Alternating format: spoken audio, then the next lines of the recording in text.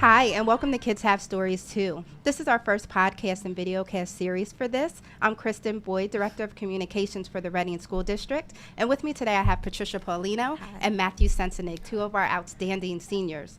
So we're going to launch right in, guys, and just kind of talk about your story and what you would want to share. So the first question that we like to ask is, what would you want people to learn from your story? I think what I'd want people to know about my story, like the main idea to grasp from it, is to never let hostility, opposition, and negativity to stop you from pursuing your dreams and doing your best. Absolutely. And you, Matt? I think that I would like people to learn maybe just to keep an open mind in whatever situation you're in. Just be receptive and, you know, try to go in without any preconceptions.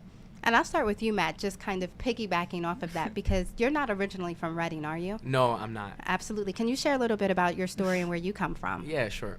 I am actually from Rhode Island. I was born in New Haven, Connecticut. After a year, my parents moved to Rhode Island. My dad planted a church there, and we lived there for about 8 years. And then the Presbytery sent our family up to Pennsylvania because they wanted him to plant a church in Reading, Pennsylvania.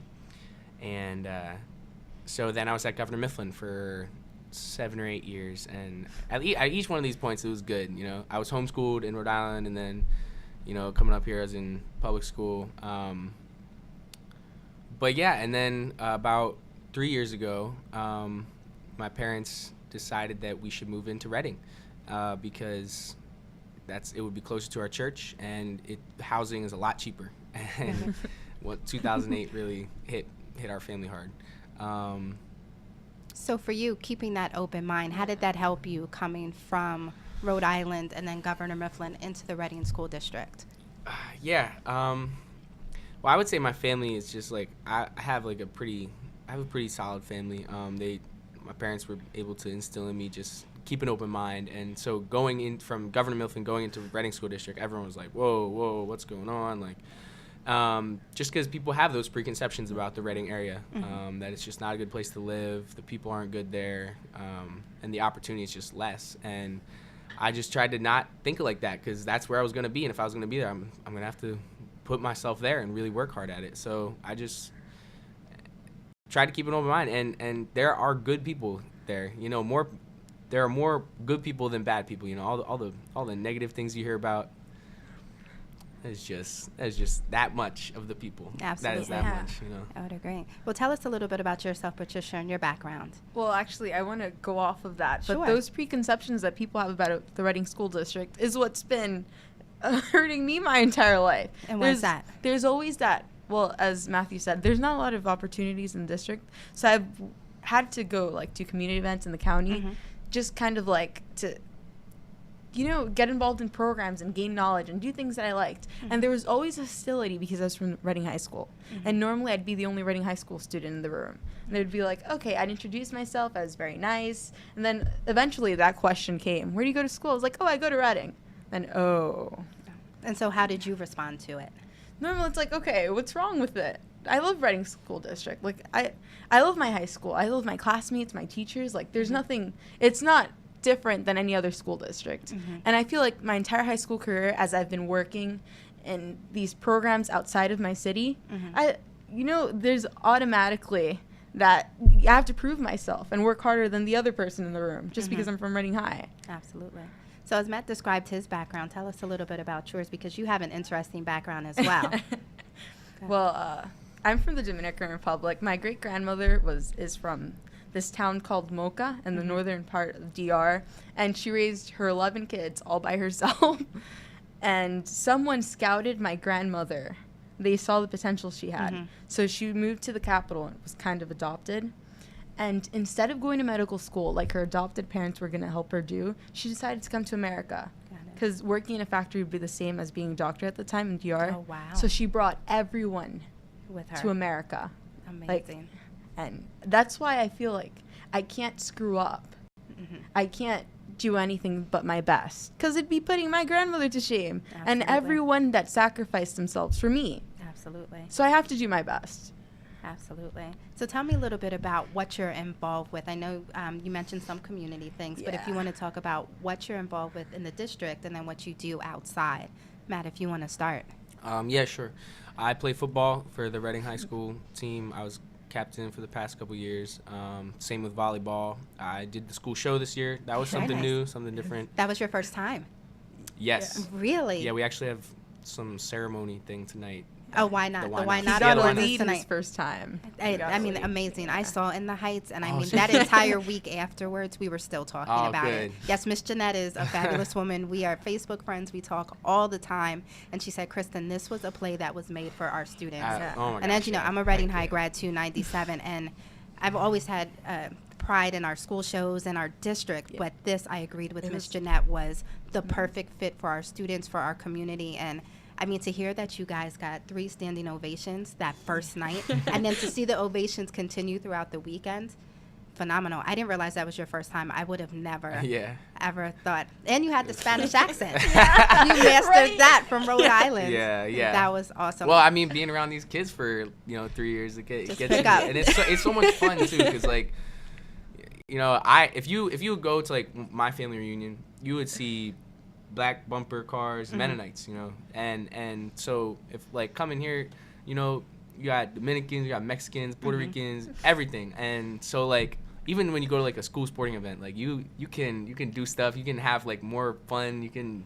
Yeah, and, we have and a few cool chants. Yeah.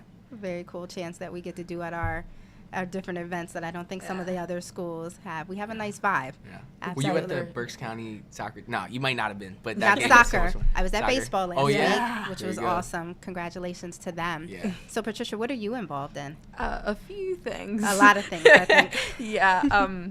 I'm president of Nightlife, which is kind of like the school production TV. We like have Monday night TV shows, and we do the morning announcements. And right now we don't have advisor, so we're kind of in the limbo. But Science Olympiad, I started a Latin club, which is the classical league. Yes. And yeah. You started that yourself? Yeah. Oh, now explain what that is so people understand, Okay. since it's a new club. So my freshman year, I took Latin because I wanted to go to law school. So I wanted, gain a few law terms, and I thought Latin class would be amazing. And my teacher, it was her first year, and she was just so enthusiastic. And she had like this Russian accent, and I was like, oh my God, this crazy woman is gonna put me into this program. Yeah. And I forgot, she wanted someone to help her make togas Oh. for this party she wanted to do for the classroom. And it just started from there. So you started with togas and formed the club. And we formed the club, and we went to convention at States, and we placed third our first year. And like 4 of us got asked to go to Yale to compete. Oh, very So nice. like it turned out to be such an amazing thing. And I love good. Latin. Like I'm so passionate about the classics. Absolutely. And it's insane to see it developing throughout, like, seeing it Absolutely. in modern world. Do you have a favorite activity that you're involved with? Something that you really feel like has helped you as you've grown as a young adult? Well, I think one of my favorite, the thing that has brought me some like really awesome memories in high school, football, because it's awesome. But also, What position did you play? I played linebacker. Okay. Yeah. Very nice. But I sing with a quartet. Me Very cool. and 3 other guys, and that's just At the high school? Well, Or is it was actually 3 other guys that were at government when we started it Okay. there, and then I moved in here, and but yeah, just singing, man, I love. Is it singing. like a barbershop quartet? Yeah, it's a barbershop quartet. Very yeah. nice. What's it called? The Mixed Nuts. Oh my We God. will we sing at like birthday like events around the county. I love stuff it. How like can that. people find you if they're interested? Do you have a Facebook page? Yeah, we have or Facebook website? page, The Mixed Please Nuts. share it. Yeah, go in there, search it up. Matt Absolutely. Sensenig. Yeah. What about you? A favorite activity or one you felt really kind of shaped you as you are becoming a young adult? I'm not sure.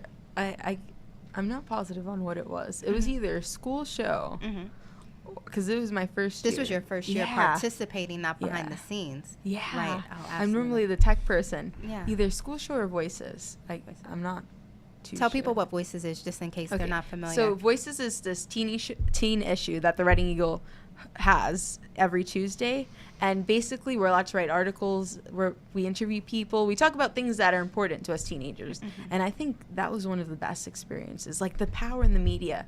it's just so amazing. It scares me sometimes, the amount of information we can share with people. Absolutely. And it's just such a wonderful tool to use. What did you typically write about, or was it a variety of stories that you wrote? I started writing about the Dream Act, or talking about things like the Julius Johnson story, and just things that I thought was important to the youth of the city. And sometimes everyone now and then I would write about like whether or not it was okay for a girl to ask a guy to prom, but I didn't really focus on that too much. Saw that one. Absolutely. So tell me, I know both of you mentioned the Why Not Awards. That is tonight? Yes. And so tell us, do you remember what our cast is nominated for? He actually got a nomination. Yeah, Wow. we got. Congratulations. Thank you. Yeah, we got. I'm not gonna remember them all. We got. Best, most memorable. That's the category. Yeah. But it's always most memorable. Is not best. Yeah. Most memorable actor, most memorable actress, most memorable male solo, most memorable female solo, Wow. production number, overall show, Very duet, cool. a couple of things. Very nice. Well, we're going to take a break quickly, and we'll be right back.